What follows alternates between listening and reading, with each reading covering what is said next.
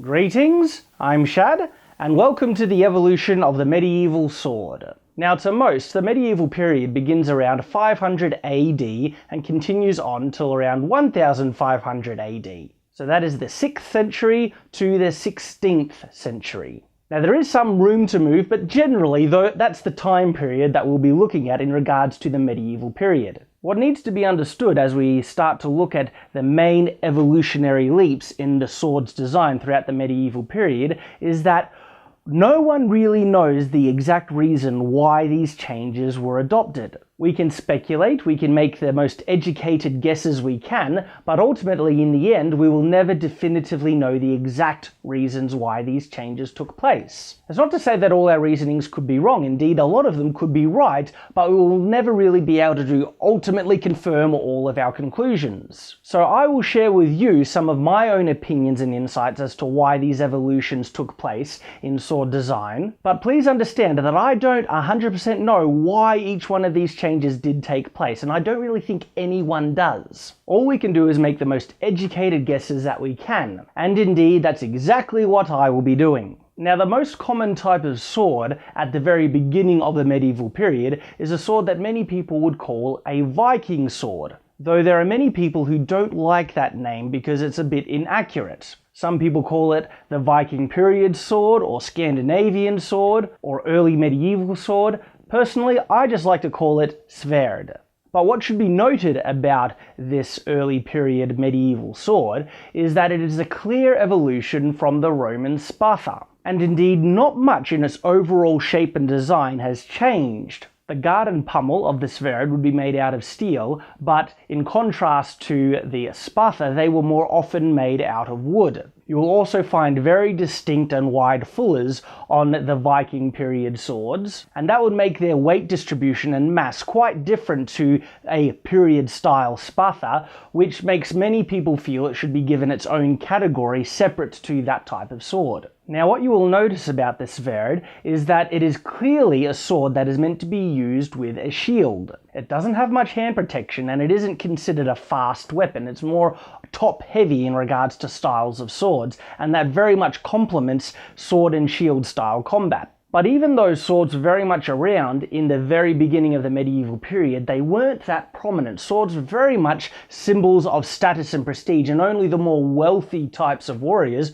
would be able to afford getting one of these weapons. You see, swords required more steel than the common types of weapons, which were more axes and spears, and they required far more work in the terms of the forging and manufacturing to make a sword that was serviceable for the rigors of combat. But what we will find is that swords started to become more popular from this point on, and the techniques in forging and making swords were being refined even further, making them more efficient and cost-effective. So this is where we really begin in regards to our journey with the medieval sword. Some of the first changes in this early type of sword that we will see as we go through the medieval period is changes in the size of the guard. It gradually becomes bigger, bit by bit, indeed to the point where you would call it a crossguard. The pommels also started to change, indeed you will see that they started to become more rounded. Now, why did the sword start to adopt these changes? Well, like I said before, ultimately I don't think we will ever definitively know. But we could rightly assume that by increasing the length of the guard,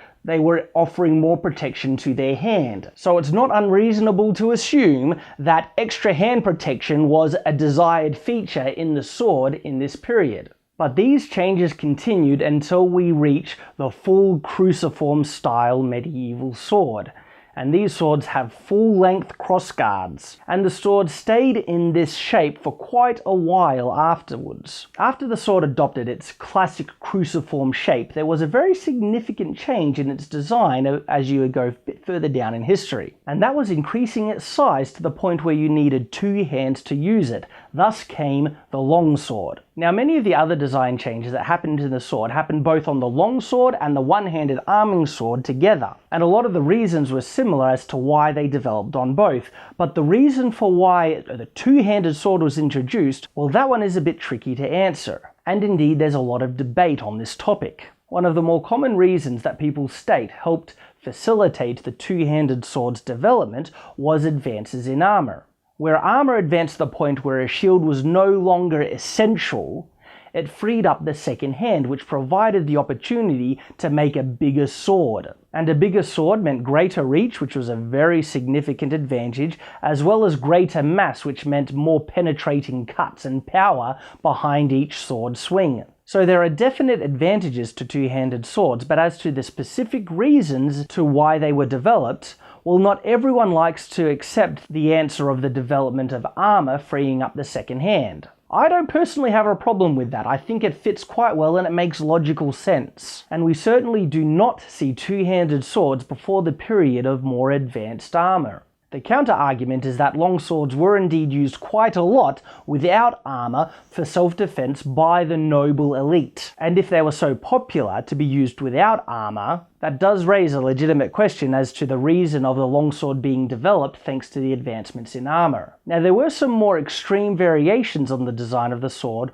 once it reached its more classic cruciform style, and one of these more extreme deviations was in having a single-edged, and these swords came to be known as falchions. Now, there are actually a lot of different styles of falchion, and falchions continued on throughout the medieval period, adopting two-handed variations as well as additional hand protection. Now again, there's no real definitive answer as to why the falchion was developed, though there is some interesting thoughts that we can apply to this question. And one of these interesting reasons is that the classic cruciform styled sword was not as often allowed to be used by civilians. Indeed, in some cases it was illegal for civilians to use that style sword, because this style of sword was very much associated with the knight. It was the shape of a cross and represented knighthood in a large measure. And so one of the answers as to why the falchion was developed was that it was a sword that was not in this cruciform style, and thus the more noble elite did not have too much of an issue with civilians using them.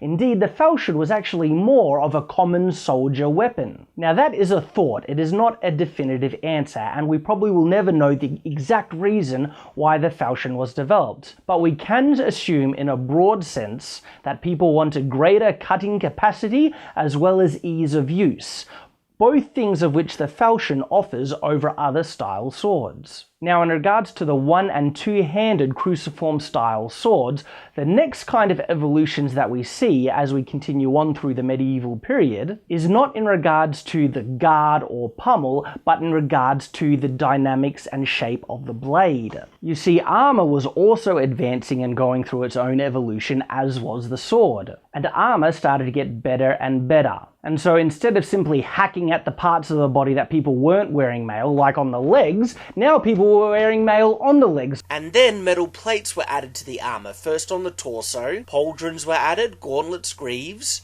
and these plates then started to cover more of the body than the mail did, to the point where full plate armour was introduced, and the only areas to where a sword could penetrate were the gaps that were left open so the person who was wearing the armour could still move easily. Now these gaps would usually have some type of protection, like gambeson, but more often it would have mail, and so the sword still needed to be able to penetrate mail, but it really had no chance of being able to penetrate these thick steel plates. So it became more important for swords to adopt designs that could penetrate all this armor that more people were starting to wear. So swords started to develop more acute points, and on top of that, their edges started to become more tapered towards that point. This lowered the center of balance on swords closer to the hilt, enabling quick control of the blade and better precision in aiming that point to the areas where they wanted to strike their opponents. Specifically, the vulnerable areas to which these more acute points could penetrate that mail. And this emphasis on more acute points actually grew and grew, to the point, did you get that there? To the point, it's just a little joke. I'll give you time to laugh at it, because I'm sure you're laughing your heads off. Done? Good, let's continue. to the extent where you see fully tapered blades. So there's no more need for a curve at the tip near the end of the sword, because the gradual tapering of the sides of the blade goes to a very fine acute point anyway. Not only did the tips of swords become more acute and tapered, but their cross sections changed to help the rigidity and stiffness of the sword, so more force could be transferred directly into the thrust, which of course made the sword far more efficient in slipping through the rings of mail and bursting it apart. Hey, Shad! Whoa! Sorry, I didn't mean to scare you. No, I wasn't scared. No. But you screamed. No, no, I didn't. I thought I heard a scream. Yeah, that was my, cat. Uh-huh. Well, I guess your cat has some, powerful lungs. He won Olympic gold in the breaststroke. So what are you doing here? I just wanted to say that you're forgetting that the advancements in armor eventually closed up all those major gaps. And besides, you interrupted my video on the evolution of armor, so I figured it'd be very much fair to just do the same back to you. Oh, so you're doing a video on the evolution of armor. Well, I wasn't planning on interrupting that, but I definitely will now. Get you back for scaring the life out of me. Huh. You're right. I haven't finished that yet. How exactly did you interrupt it when I'm not even done with it? I have a very specific and detailed answer for that. Wibbly wobbly timey wimey. Well, I just wanted to say that for every step along the evolution of a sword, armor kept pace. In fact, you see this go to a ridiculous extreme in the High Middle Ages. As swords became primarily a thrusting weapon on the battlefield, armor got to the point where it could even prevent the slightest tip of the sword getting through the chinks in the armor. You see this a lot in large pauldrons that cover large bits of the chest, and in fact they created a special circular piece of armor called the bessigue that actually covered your armpit area as you were to move, just to make sure nothing could get in. Now, of course, bits of chainmail would be woven into gambesons that were worn under the armor to protect the very, very vital spots, but some armor got to a ridiculous extreme, covering nearly the entire body in full plate armor. And this got so ridiculous that there are suits of armor out there that legend says you can't even pass a needle through the gaps. To me, that suggests that, well, armor, it kept pace and maybe even outpaced the sword. You were very correct, my friend, though there were some sword designs adopted to try and combat such extensive levels of armor. One of the best examples of this is the sword called the estoc. The estoc is basically a very stiff metal bar with a very pointy end with the handle of a sword, and it was designed primarily for thrusting and getting through heavily armored opponents. But because of the continued advances in armor technology, the sword became a very ineffective weapon against it. And what we see are other weapons that were developed and emphasized to combat heavy armor, and these are weapons like the poleaxe, the halberd, the warhammer, the mace, which are more specialized armor combating weapons. And they became more prominent on the battlefield. Now, were they more prominent than the sword? Well, it depends in what context, because the sword will always be extremely convenient to carry around. It can hang at your hip without it getting in the way really at all. And so what we find is that people were still carrying swords, but not necessarily as primary battlefield weapons. In contrast to the battlefield, thanks to manufacturing cost and significant social changes, the sword was becoming more of a civilian weapon. But with the sword being used in a more civilian context now, you would rightly expect that the sword would undergo through changes and evolutions to help assist it to make it a more effective weapon in that environment. And so what is the difference between a civilian environment and the battlefield? Well, one of the big differences is armor, isn't it? And the main evolutions that happened during this period was more hand protection. It started with small ring guards that would protect the finger that people would often put over the front quillen of their sword. Side rings were put on swords to protect the fist, as well as additional sweepings that would go down in front of the fist, beginning with a knuckle guard and then side guards, and then that evolved into the fully swept hilt. Now, what actually caused these changes and evolutions to take place? Well, in a broad sense, it was that the sword was being used in a more civilian context.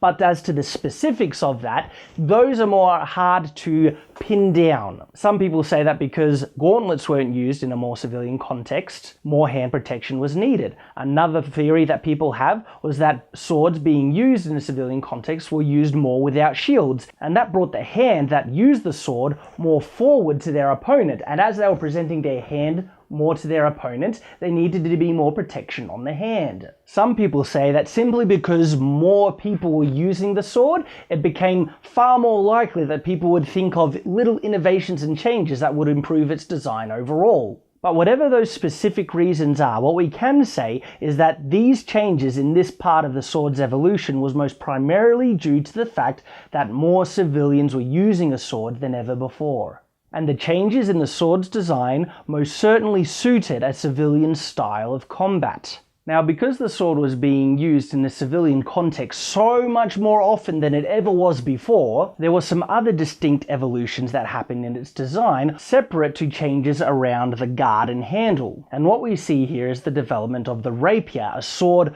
perfectly specialized for the one-on-one duel. Now, what you might not have noticed here is that we've actually left the medieval period by this point. The period where full swept hilts were used was actually more in the Renaissance period. But the sword was still very prominent even in the early Renaissance, which is why we're going to step over the medieval period just a little bit to look at some of the very unique and distinct evolutions in the sword during this time. Now, the longsword wasn't dead, it still evolved in conjunction with its one-handed cousin. It also adopted side rings and more elaborate protection around the hands, but then its size was increased even further, and this is where we step from longsword to the great sword. Now, why was such a massive weapon invented? In my opinion, because it's awesome. What is better than a two-handed sword? A bigger two-handed sword. And of course, the great sword offers advantages that no other sword can bring, purely because of its incredible size. But in truth, the great sword's heyday was short-lived, and this might be because the nature of the battlefield was about to undergo a severe change. And that was the firearm, guns. Now, guns were around during the same period as greatswords. There was some overlap in the periods in which they were used. But if we have learnt anything about the evolution of the sword, it would be that weapon evolution was a very prominent and real thing, and of course the gun became more and more effective. And with the growing use of firearms in both the battlefield and civilian life, the sword's prominence started to dwindle. But it's not to say the swords disappeared altogether. They still found a use in a military context for quite a while into the period in which guns were used. And this was more predominantly by cavalry. But I think we can all agree that guns spelled the end for the practical use of swords on the battlefield and in civilian life. Yeah, the same thing happened to armor. Well, more or less. And if you'd like to know more about the evolution of armor throughout the Middle Ages and how it matched that of the sword, click on this floating little box. Well, go on. Click it. Did you click on it? Well, hurry up. But in the meantime, thank you for watching and farewell.